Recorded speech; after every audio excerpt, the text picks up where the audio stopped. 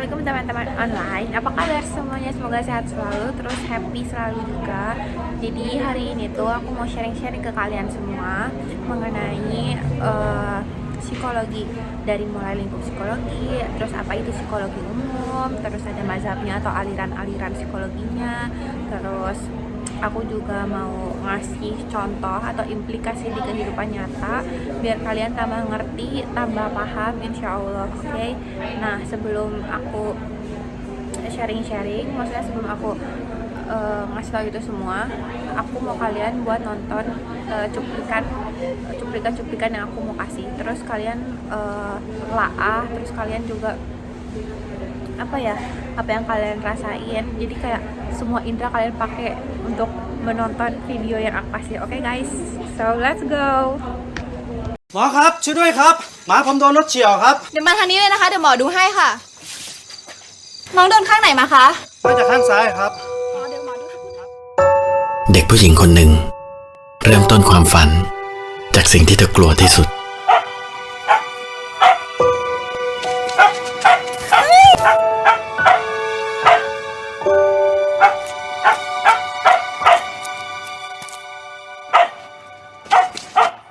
เขาไม่กัดหรอกลูกเขาแค่ห่วงเจ้าของแค่นั้นเองค่ะกินให้อิ่มนะลุงนะ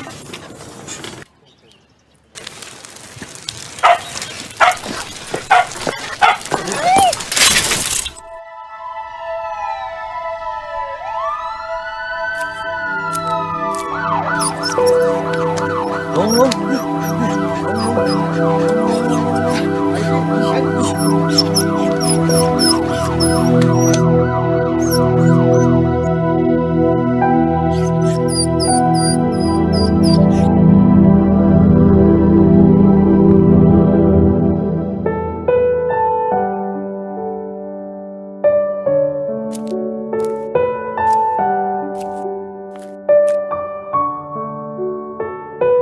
วินนี่นะไม่กินเหรอ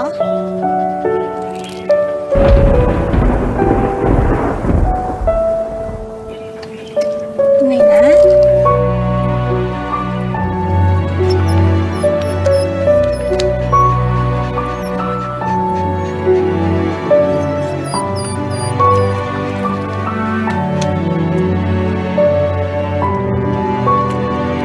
บางทีความรักที่เธอให้อาจเป็นสิ่งเดียวที่ทำให้มันยอมที่จะมีชีวิตต่อไปเก่งมาก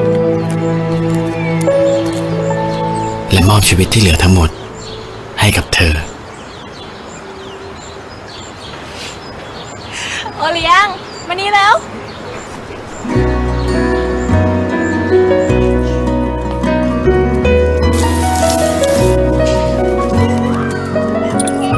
ชอบเปล่าขอด้วย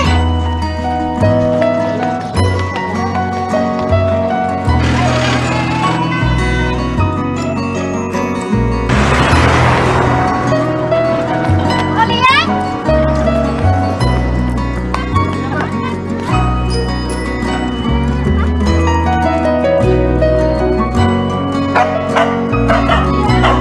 ขอโทษนะคะไปแล้วนะใครถึงจะชนะนะ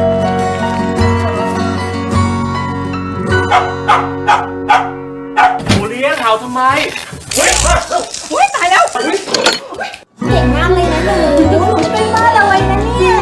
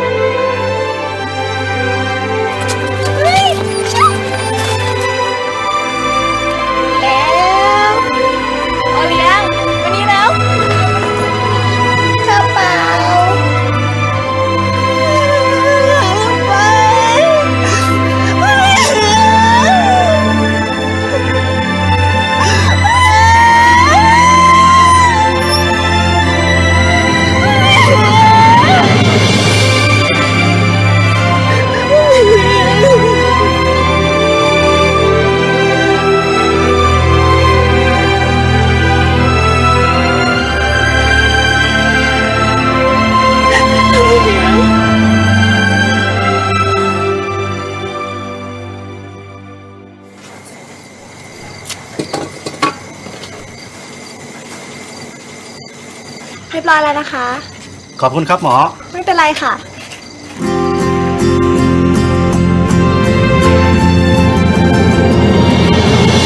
หลายๆ คนจมอยู่กับช่วงเวลาที่เลวร้ายของชีวิต แต่เธอเลือกที่จะนำสิ่งดีๆในช่วงเวลานั้น มาเป็นแรงบันดาลใจให้ไปถึงความฝัน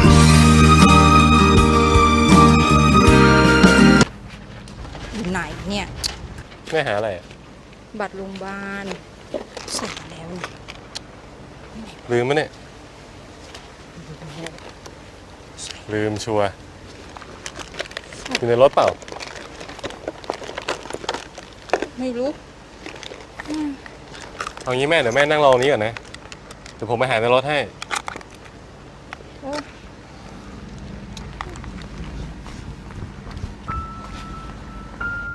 มี 930ไหมจ๊ะ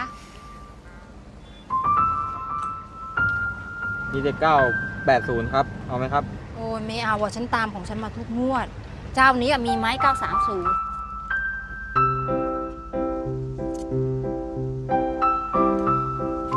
นี่ไงแม่ตกอยู่ในรถเนี่ยเอ้าซื้ออีกแล้ว นะ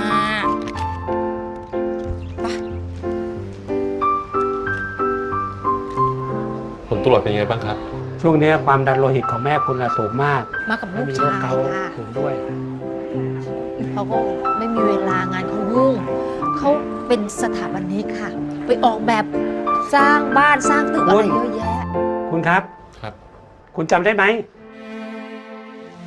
จำได้ไหมลูก คุณจำได้เปล่า จำได้ไหมงั้นเอาใหม่ F E B R U A R Y ใช่เฟบบัวรี่กุมภาพันธ์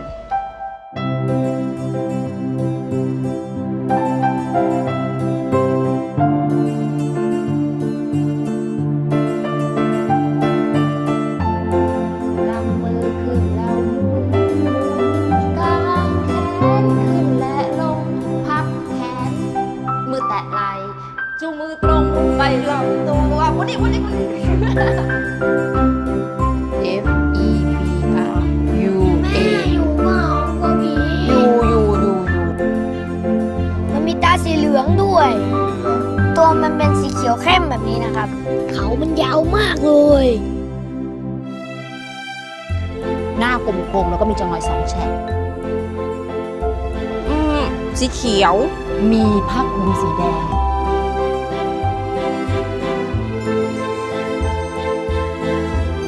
yes yes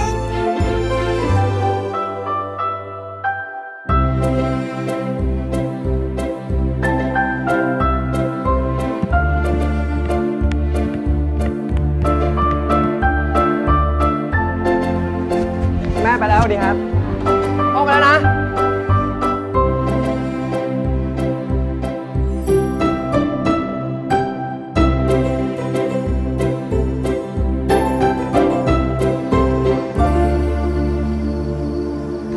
คิดหรือยังจะต่ออะไร ผมก็จะเรียนสถาปัตย์ที่กรุงเทพอะแม่ สถาปัตย์จบมาจะทำอะไร มันก็ทำได้หลายอย่าง เป็นสถาปนิกนักออกแบบรวยๆก็มีกันเต็มไปหมดเลย จะทำอะไรกิน รับราชการอย่างพ่อดีกว่า ก็ผมไม่ชอบแบบนั้นน่ะ ผมชอบวาดรูป ผมชอบออกแบบ แม่จำไม่ได้เหรอ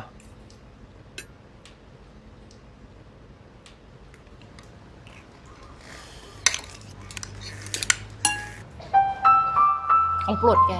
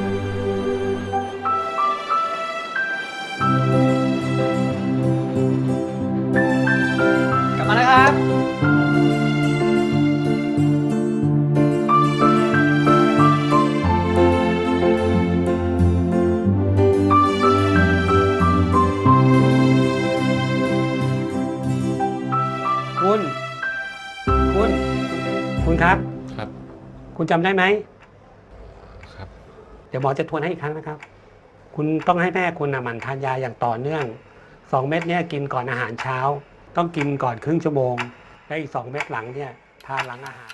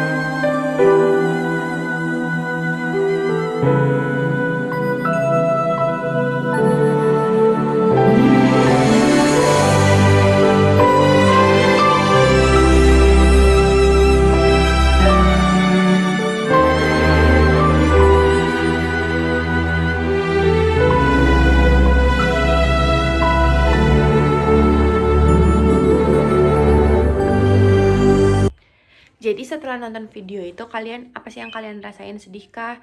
Seneng kah? Atau biasa aja? Nah, dari perasaan-perasaan tadi tuh pasti ada yang melatar belakangi kalian kenapa kalian tuh kayak gitu. Nah, sebelum aku lanjut sharingnya, aku nih mau ngasih video kayak aku tuh wawancara ke orang-orang gitu. Nanya-nanya sih ke orang-orang, lebih tepatnya ke teman-teman aku, kayak mereka tuh tahu nggak sih sebenarnya tentang psikologi, seberapa tahu mereka tentang psikologi itu. Mari kita tonton. Kamu tahu gak jurusan psikologi itu jurusan yang mempelajari apa? Menurut aku psikologi itu bidang yang mempelajari psikis manusia, jadi kayak mempelajari kesehatan mental atau kayak pikiran sama jiwa manusia gitu. Oke, tahu gak? Menurut aku, psikis itu adalah ilmu yang mempelajari tentang ekspresi manusia. Oke, menurut kamu apa? Kalau psikologi itu ilmu yang mempelajari tentang tingkah laku, kayak bahasa tubuh dan otak manusia. Oke, makasih. Menurut kalian apa? Menurut kita, psikologi itu ilmu yang mempelajari kesehatan mental manusia. Oke, terima kasih. Nah, tadi udah selesai ya wawancaranya. Terus tadi video yang tadi aku kasih kalian juga udah tonton. Nah, terus wawancaranya juga udah. Jadi aku simpulin bahwa orang-orang tuh udah mengerti lah, maksudnya udah tahu psikologi itu apa, secara garis besarnya mempelajari tentang apa. Jadi psikologi itu berasal dari kata ini guys, PSHYE. Aku nggak tahu cara pronunciationnya kayak gimana, tapi karena takut salah ya.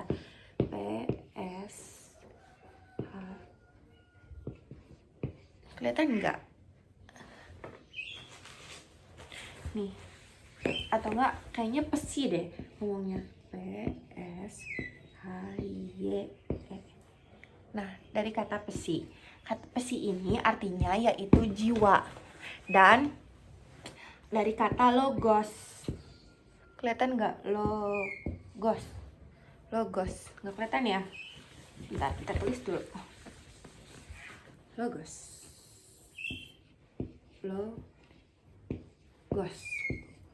Logos dari kata logos yaitu ilmu. Jadi psikologi itu ilmu mengenai jiwa. Jadi definisi secara umumnya menurut APA yaitu psikologi itu adalah ilmu tentang pikiran, perilaku, terus disiplin ini tuh mencakup semua aspek pengalaman manusia dari fungsi otak hingga tindakan, dari perkembangan anak hingga perawatan untuk lansia. Terus psikologi itu mencakup berbagai cabang. Jadi ada klinis, ada cabangnya itu ada klinis. Kita buat kayak mind map gitu lah ya. Cabang. Kelihatan nggak guys? Psikologi. Cabang psikologi itu pertama ada klinis, terus ada perkembangan. Kelihatan nggak? kelihatan deh perkembangan. Ada sini aja kali ya, perkembangan. Terus ada juga psikologi sosial, psikologi kognitif.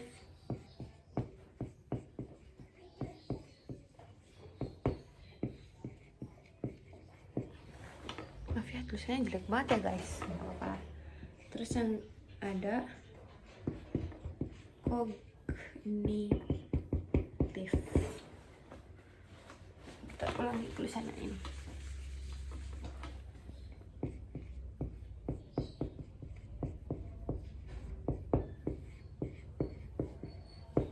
Nih, jadi ada klinis, ada psikologi sosial, perkembangan, sama kognitif. Maaf kalau misalnya nggak kelihatan, nanti aku coba edit ada di sini kayak gitu biar kelihatan gitu.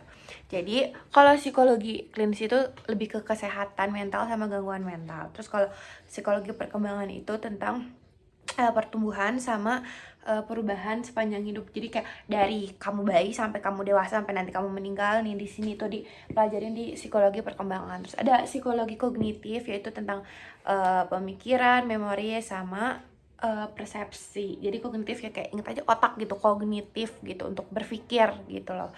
Terus ada psikologi sosial, berarti untuk apa? Sosial ya buat interaksi. Terus biasanya psikologi sosial ini dipelajari di lintas budaya. Nanti kalian kalau masuk jurusan psikologi ketemu psikologi lintas budaya, kayak interaksi, pengaruh sosial, kayak gitu-gitulah. Kenapa harus ada psikologi sosial? Karena kan kita ini setiap individunya berbeda ya nggak sih guys? Setiap individunya berbeda, nggak sama gitu. Aku sama adik aku pasti beda, maksudnya pemikirannya beda, kesukaannya beda, dan seperti itu. Sip. Oke, jadi nextnya aku mau ngebahas tentang tentang lingkup psikologi atau cabang ilmu yang ada di psikologi. Oke, jadi cabang ilmu yang ada di psikologi yang aku mau bahas ini ada 10 ya guys. Yang pertama itu ada psikologi umum. Kelihatan tidak? Ini harus gini deh misalnya biar kalian kelihatan.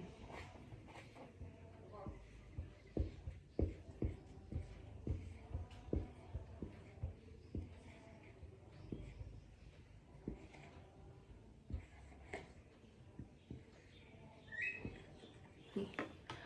Ada psikologi umum. Maaf kalau jelek. Psikologi umum itu ini tuh dasar banget karena umum namanya, atau bisa mungkin di kampus lain bilangnya psikologi dasar, tapi kalau di kampus aku bilangnya psikologi umum. Jadi mempelajari prinsip, perilaku, dan proses mental kayak persepsi, emosi, pembelajaran, ingatan, dan motivasi. Semua itu di psikologi umum. Kalian tuh harus belajar psikologi itu pasti dari umumnya dulu. Pasti kan kita belajar tuh dari dasarnya dulu. Jadi semuanya tentang yang tadi kata aku tadi, yang ada persepsi, emosi, pembelajaran, sama ingatan dan motivasi dipelajari semua di psikologi umum. Intinya tentang dasar-dasarnya psikologi lah gitu. Nah, nextnya ada psikologi, aku singkat aja ya, psikologi kayak hamil gitu loh R-nya.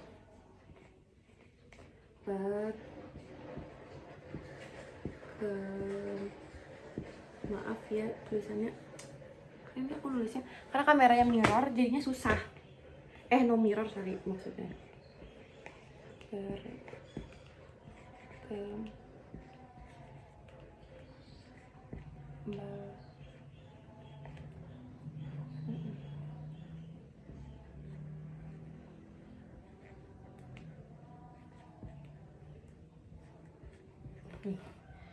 psikologi perkembangan. Apa sih psikologi perkembangan itu? Jadi tadi yang kata aku yang jelasin pas awal. Jadi fokus pada perubahan perilaku dan proses mental sepanjang hidup gitu kan. Dari bayi, anak-anak, remaja, dewasa. Nah, semuanya ini dipelajari di psikologi perkembangan. Jadi kayak perubahan-perubahan apa sih selama kita dari bayi, terus beranjak ke remaja. Apa sih kayak perubahannya. Jadi psikologi perkembangan itu kan cabang ilmu psikologi yang mempelajari perubahan manusia, jadi baik fisik, kognitif, sosial, dan emosionalnya sepanjang kamu hidup. Jadi dari masa kecil sampai masa besar, psikologi perkembangan itu mempelajari tentang itu, tentang perubahan-perubahannya kayak gitu. Semoga jelas ya guys. Selanjutnya ada itu ada psikologi sosial. Psikologi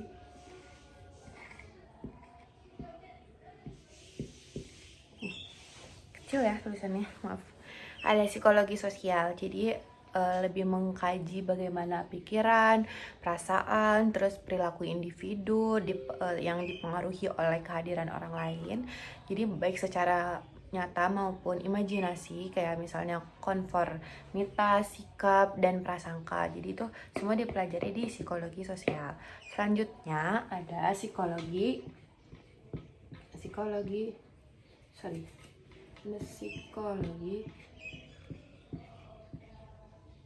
klinis. Ada psikologi klinis. Jadi psikologi klinis ini biasanya mereka tuh selalu bersamaan sama psikologi konseling. Jadi psikologi klinis dan konseling ini tuh untuk mendiagnosis, terus buat menangani gangguan mental, serta membantu individu mengatasi masalah emosional sama psikologis. Jadi untuk mendiagnosis terus sama untuk membantu kita gitu, biasanya ada di membantu kita keluar dari gangguan mental kita, biasanya dipelajari di psikologi klinis kayak gitu. Terus ada psikologi pendidikan.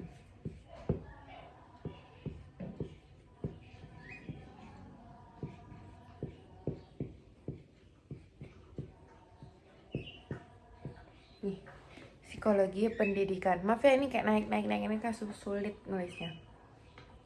Jadi kayak kalau di psikologi pendidikan tuh mempelajari proses belajar dan pengajaran, serta bagaimana faktor psikologi mempengaruhi efektivitas pendidikan gitu. Biasanya guru BK. Kalau kalian mau jadi guru BK, berarti kalian harus fokus di psikologi pendidikan gitu. Jadi nextnya ada psikologi industri dan organisasi, atau bahasa singkatnya yang kalian pasti tahu, yang biasa umumnya gitu PIO. Jadi PIO tuh kerjanya kalian di perusahaan-perusahaan gitu. PIO kalau nggak salah tuh ya aku tangkap tuh PIO tuh sama kayak HRD gitulah. Jadi tulis dulu PIO aja ya. Psikologi industri organisasi. Jadi menerapkan prinsip psikologi di tempat kerja untuk meningkatkan produktivitas, terus kesejahteraan karyawan, terus abis itu dan efisiensi organisasi itu dipelajari di PIO. Selanjutnya ada psikologi eksperimen.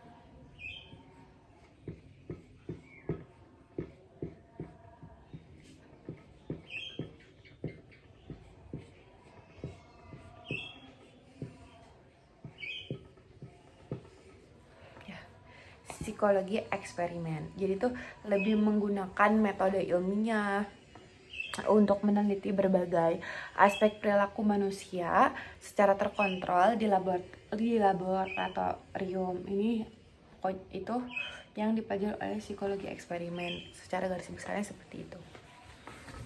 Selanjutnya ada psikologi abnormal.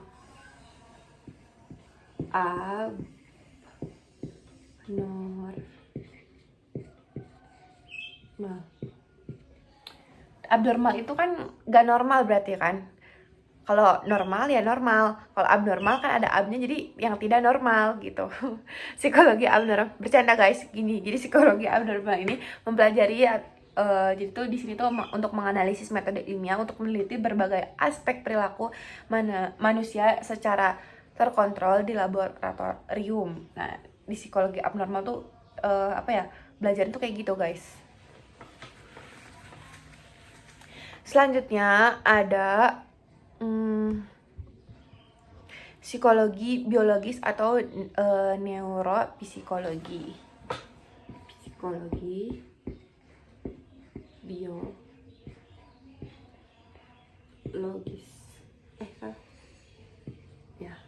psikologi biologis. Jadi tuh lebih ke mempelajari hubungan antara proses biologis, misalnya otak dan sistem saraf dan perilaku proses mental. Jadi biologinya di psikologi itu ya ini apa sih, psikologi biologis atau neuropsikologi. Jadi lebih ke otak kita tuh, lebih apa ya, lebih mempelajari otak kita tuh, terus strukturnya kayak gimana, kegunaannya apa, kayak di sini tuh namanya lobus apa, di sini apa kayak gitu guys. Kita mempelajari tentang otak kita sendiri ya. Kan kalau kedokteran mah semua badan gitu kan, di semua organ, semua organ tubuh dipelajari. Nah kalau di psikologi itu cuman bagian otaknya aja, sama aja kayak dokter gigi kan cuman bagian giginya doang. Kalau psikologi ya bagian otaknya aja kayak gitu. Terus ada psikologi kepribadian yang terakhir, psikologi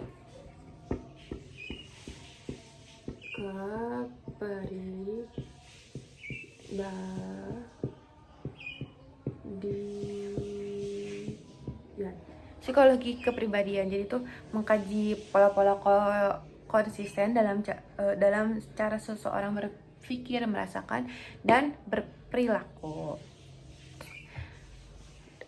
Terus next aku mau ngejelasin tentang mazhab-mazhab atau aliran-aliran yang ada di psikologi ini. Yang pertama itu ada strukturalisme. Jadi tokoh utamanya strukturalisme atau dari mazhab atau aliran psikologi ini tuh ada Wilhelm Wundt dan Edward Teichner. Aku maaf kalau pronunciation-nya salah karena emang susah namanya. Ada Wilhelm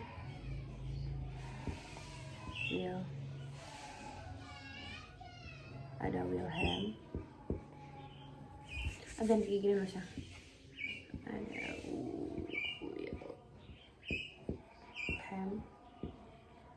Ada Wilhelm Wundt sama Edward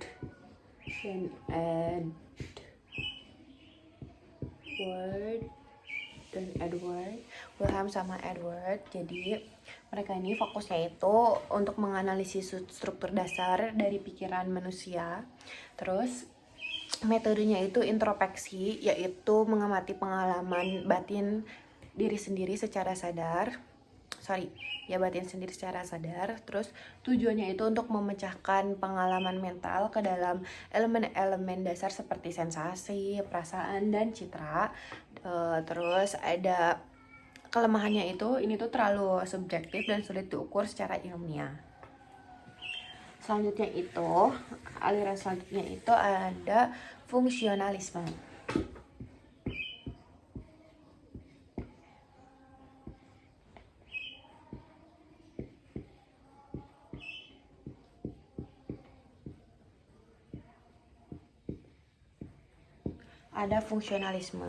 Tokoh utamanya itu ada William James,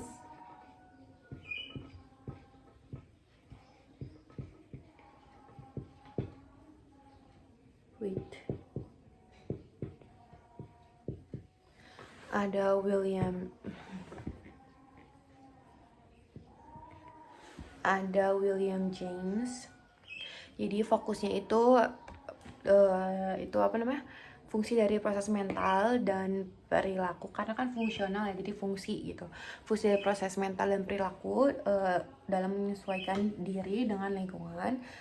Terus prinsipnya itu pikiran manusia itu terus berubah dan berfungsi untuk bertahan hidup. Terus ada pendekatannya itu lebih fleksibel dan aplikatif daripada strukturalisme yang tadi. Karena yang tadi kelemahan dari strukturalisme itu terlalu subjektif dan sulit diukur secara ilmiah. Jadi mungkin yang strukturalisme itu terlalu kayak terlalu stagnan, terlalu baku. Jadinya kalau ini kan fungsional, ini kan dinamis aja gitu. Lebih kayak apa ya bahasanya? Lebih kayak kalau kita mah let it flow gitu lah, kalau bahasa gampangnya. Lebih fleksibel, nah itu. Terus warisannya itu menjadi dasar bagi psikologi, terapan, dan pendidikan. Jadi warisan dari fungsionalisme ini sebagai tadi psikologi terapan dan pendidikan. Selanjutnya ada psikoanalisis. Ini paling gampang banget karena paling banyak dimension kalau kalian masuk jurusan psikologi ini, psikoanalisis.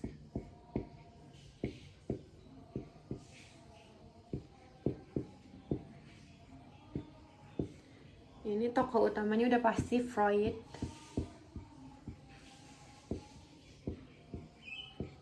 Ada Freud atau nama panjangnya itu Sigmund Freud.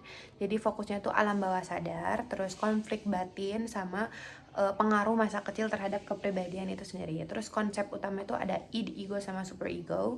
Terus ada mekanisme pertahanan diri juga dipelajari di sini. Terus mirip sebagai jendela ke alam bawah sadar. Jadi id itu kalau nggak salah tuh hawa nafsu, kalau ego itu jembatan antara id sama super ego. Super ego itu super ego tuh kalau nggak salah ya, kita search dulu what is super ego. Ya jadi super ego tuh lebih ke moralitas kita, lebih ke yang baik, hal baik gitu. Kalau id itu lebih hal yang tidak baik. Jadi kayak lebih pengen tuh senang-senang, lebih kesenangan, lebih ke hawa nafsu itu di id. Kalau ego itu kan ada id, ego sama super ego. Kalau ego itu lebih ke realistisnya tuh gimana gitu. Kalau secara gampang itu jembatan antara id, ego dan super ego. Jadi si ego ini jadi jembatan. Jadi kayak kita tuh di ego tuh lebih kayak mikir apa sih langkah kita, apa keputusan kita yang akan kita ambil tuh biasanya di ego. Kita akan tempat kita memilih keputusan di situ. Oke, lanjut ya. Ada behaviorisme, behavioristik.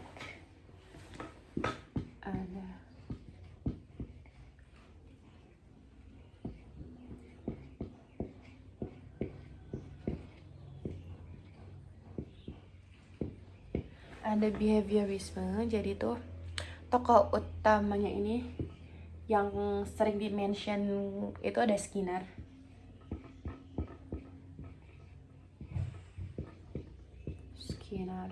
Ada Skinner sama John B. Watson. Tapi ini John B. Watson jarang di-mention gitu guys. Tapi ya nggak apa-apa, kita masukkan juga.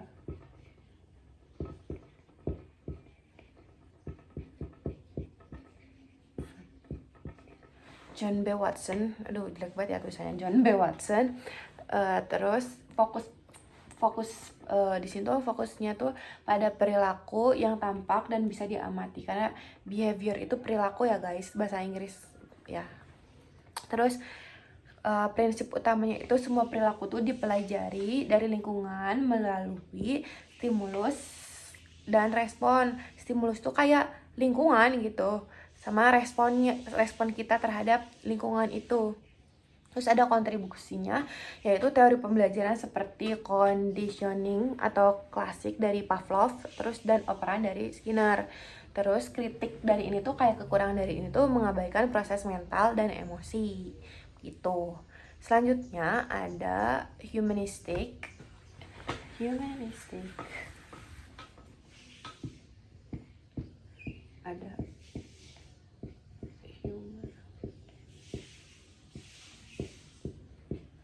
humanistik.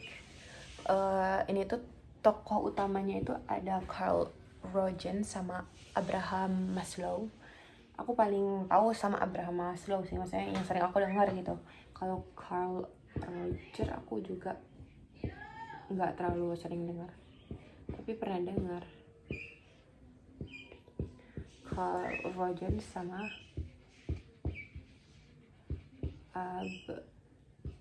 Abraham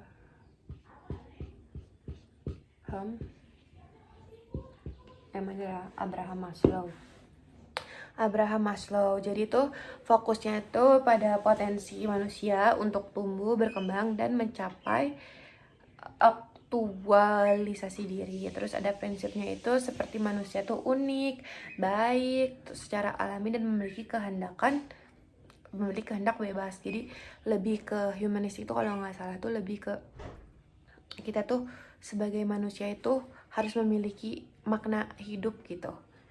Terus konsep pentingnya itu hierarki kebutuhan Maslow atau self actualization dan terapi berpusat pada klien. Terus kelebihan itu ini tuh lebih optimistik dan menghargai pengalaman subjektif. Nah, balik lagi tuh jadi feministik itu lebih ke kalian tuh ditekankan harus memiliki makna hidup supaya hidup kalian tuh ada tujuannya gitu guys. Nah, selanjutnya ada apa tuh tadi kognitivisme. Maaf tidak kelihatan soalnya kacamatanya potong guys.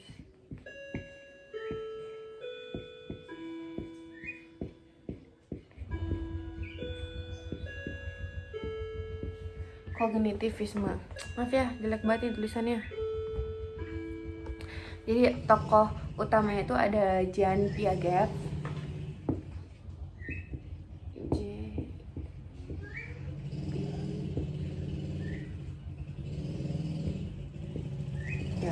Ada Jean Piaget sama bentar guys, ada motor. Albert Bandura. Ini aja biar cepet.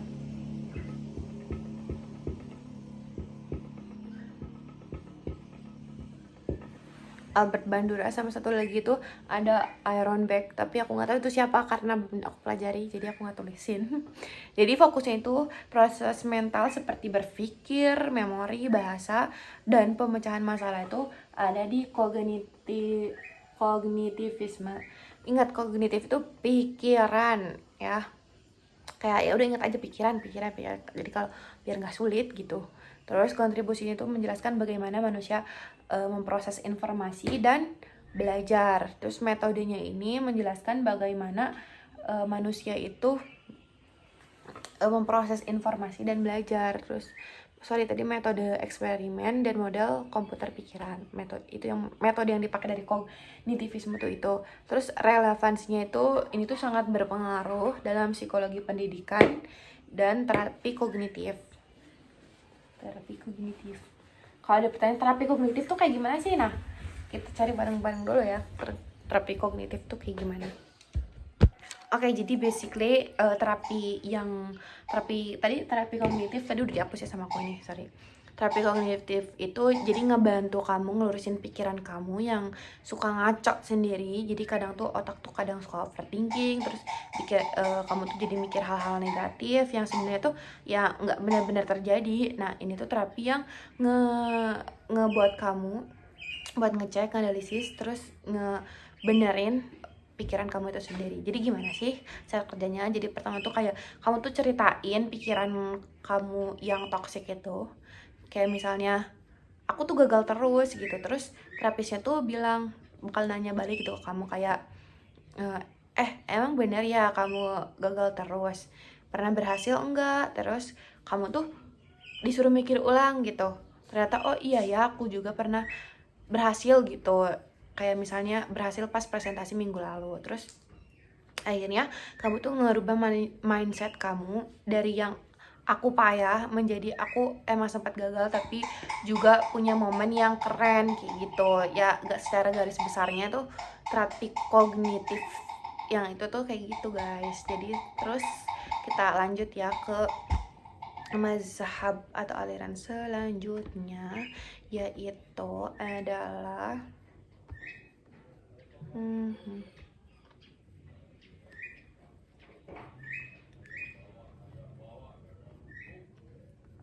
habis kognitivisme itu ada mazhab biologi atau neuropsikologi. Tadi kita juga udah sempat bahas ini ya.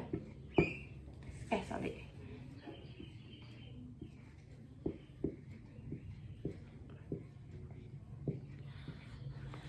Ada mazhab biologi, jadi fokusnya itu hubungan antara perilaku dan sistem biologis kayak otak, hormon, dan genetik. Dipelajari di biologi sini, di aliran ini. Terus prinsipnya itu perilaku manusia dijelaskan melalui proses biologis, proses fisiologis maksudnya. Jadi metode yang dipakai di mazhab biologis ini tuh ada pencitraan otak atau MRI atau EEG, terus ada studi neurologis juga. Penerapannya itu penanganan gangguan otak, kecanduan, dan pengaruh obat. Terus peran besarnya itu dalam psikofarmakologi sama neurologi gitu. Kalau kalian mau masuk jurusan kalau udah masuk jurusan psikologi, terus kan nanti kalian tuh ada milih gitu kan, mau jadi pio atau enggak, maksudnya mau fokusnya di fokusnya di matkul apa. Misalnya kalian mau ngambilnya klinis, pasti kalian tuh bakal banyak belajar tentang biologis ini, psikologi biologis ini di mazhab aliran biologis atau neuropsikologis ini. Terus selanjutnya ada Gestalt. Ada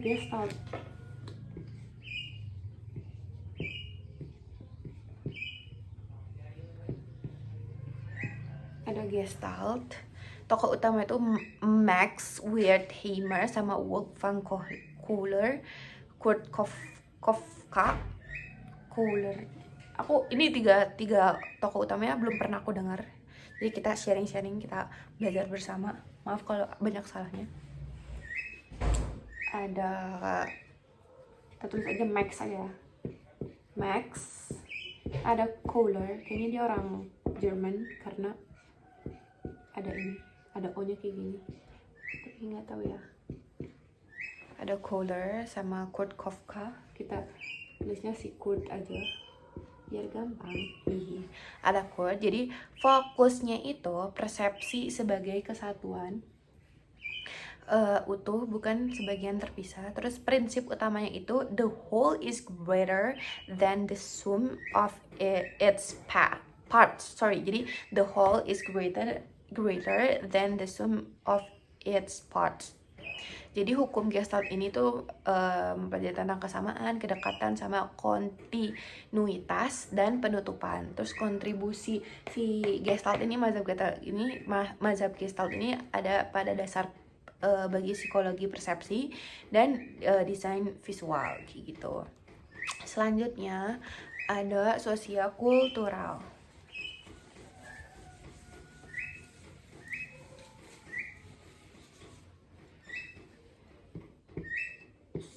Z ya jadinya, tetap aja.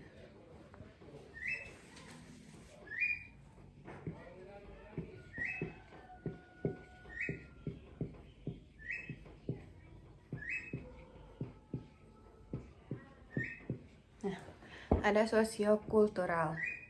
Jadi tokoh utama itu Lev Vygotsky. Kita tulis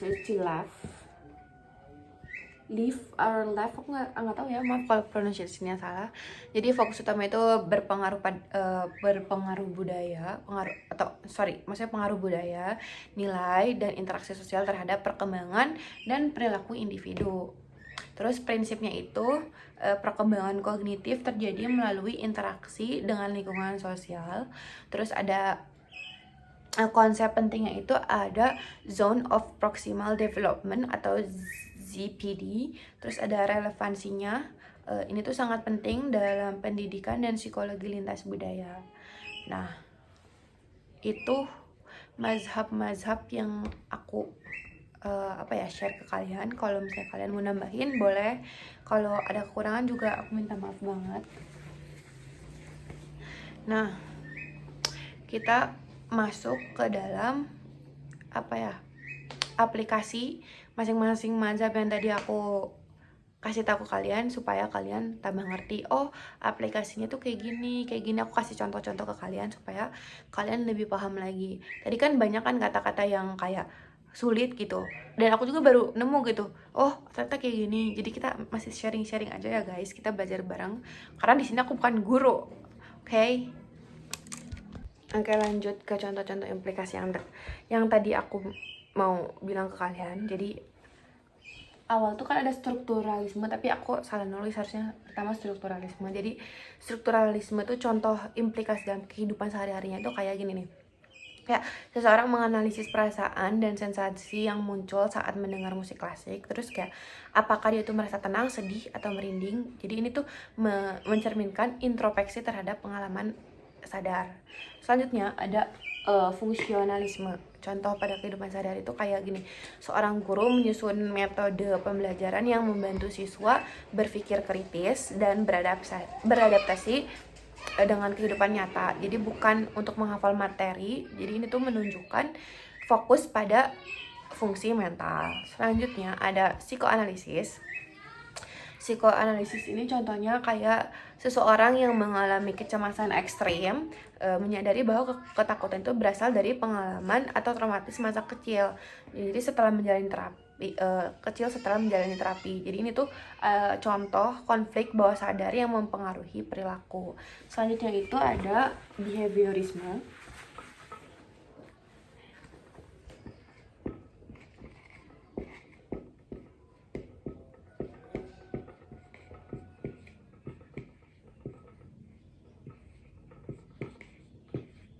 Ada behaviorisme itu kayak contohnya kayak orang tua tuh memberi hadiah kepada anaknya setiap kali ia membereskan mainan agar perilaku itu menjadi kebiasaan. Jadi ini tuh contoh aplikasi penguatan positif dari teori behavioristik. Terus yang tadi ketiga ini kan keempat dong harusnya. Ini keempat, ini kelima. Ya nggak sih? Oh, 4-nya kebalik guys, sorry. Ini dong gini. Ya. Ini keempat, ini kelimanya ada humanistic.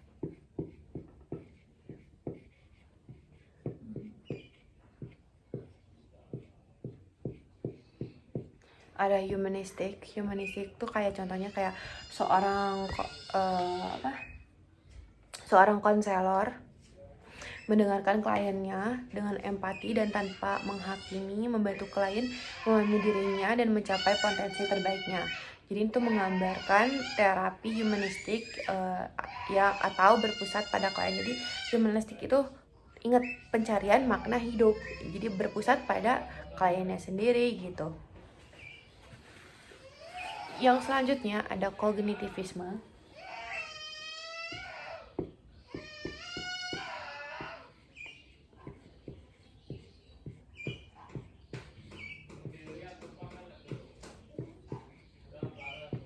Jadi kognitivisme itu contohnya kayak siswa menggunakan teknik mind map untuk menyusun dan mengingat materi pelajaran dengan lebih efisien. Jadi ini contoh bagaimana manusia memproses dan mengorganisasi informasi. Nah, selanjutnya ada neuropsikologis. Neuropsikologis atau biologis tadi ya. Ada biologis, yaitu contohnya itu kayak seorang pasien depresi diberi obat antidepresan untuk menyeimbangkan neurotransmitter di otaknya. Jadi ini tuh menunjukkan hubungan langsung antara kimia otak dan kondisi psikologis. Selanjutnya ada Gestalt.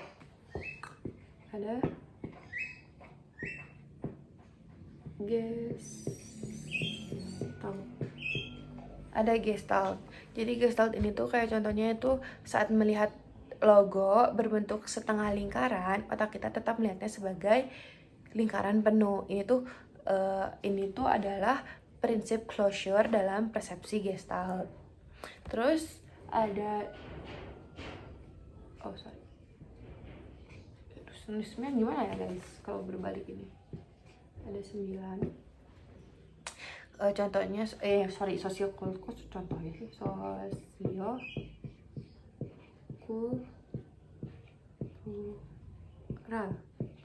Ada sosiokultural, jadi itu contohnya anak-anak di Jepang diajarkan pentingnya kerjasama dalam kelompok sejak kecil. Berbeda dengan anak-anak di Amerika yang diajarkan kemandirian. Ini menunjukkan bagaimana budaya itu mempengaruhi perilaku dan nilai. Jadi kalau kalian ingat sosiokultural ini sangat dipelajari di lintas budaya, di mata kuliah lintas budaya. Terus yaitu yang terakhir ternyata guys. Jadi semoga kalian bisa ngerti dengan contoh-contoh di kehidupan sehari-hari ini. kiranya sekian dari saya. Mohon maaf bila banyak kesalahan dan banyak kekurangan. Maaf juga dengan edit seadanya karena saya belum terlalu pintar untuk mengedit. Terus saya juga minta maaf karena tadi juga tulisannya jelek karena settingan HP saya ini bukan mirror dan saya itu tidak pintar dalam hal menyeting seperti itu. Saya minta maaf karena banyak kekurangannya di video ini. I hope you guys enjoy my video and aku berharap I hope this video banyak benefitnya buat kalian, banyak bisa membantunya buat kalian. Sekian dari aku. Wassalamualaikum warahmatullahi wabarakatuh. Bye guys.